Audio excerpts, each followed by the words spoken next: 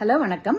இப்போ குழந்தை பிறந்த மதர்ஸ்க்கு கை குழந்தை இருக்கிறவங்களுக்கு மில்க் செக்ரீஷன் இருக்கு இல்லையா? அது எல்லாருக்கும் தெரியும், இட் இஸ் காமன்.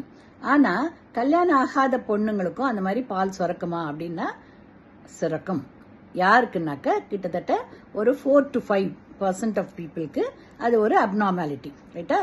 அதை தான் நாங்கள் கேலக்டோரியான்னு சொல்லுவோம். கேலக்டோரியான்னா மில்க் செக்ரீஷனு ரொம்ப எக்ஸஸா இருக்கிறவங்கன்னு அர்த்தம், ரைட்டா?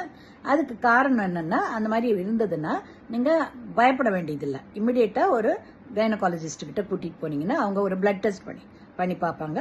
அதுல ப்ரொலாக்டின் என்ற ஒரு ஹார்மோன் அது ஜாஸ்தியா அவங்களுக்கு சிக்ரீட் ஆகும் அப்நார்மலா.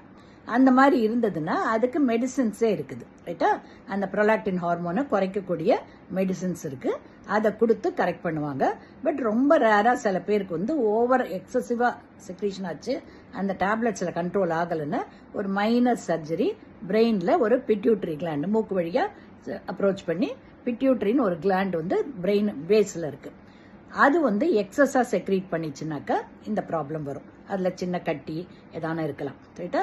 அப்படி இருந்ததுன்னா அதை மைனர் சர்ஜரி பண்ணி சரிப்படுத்துவாங்க. மெஜாரிட்டி ஆஃப் பீப்புளுக்கு டேப்லெட்ஸ்லயும் கண்ட்ரோல் பண்ணுவாங்க.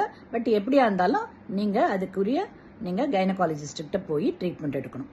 பயப்பட வேண்டியதில்லை. என்னடா மில்க் செக்ரீஷன் வருது, கேன்சரா அதுவா தான் போட்டு மனசுல கன்ஃபியூஸ் பண்ணிக்க வேணாம். இமிடியேட்டா டாக்டர்கிட்ட போங்க, ஓகேங்களா? அதான் கேலக்டோரியான்னு நாங்கள் சொல்லுவோம், ரைட்டா?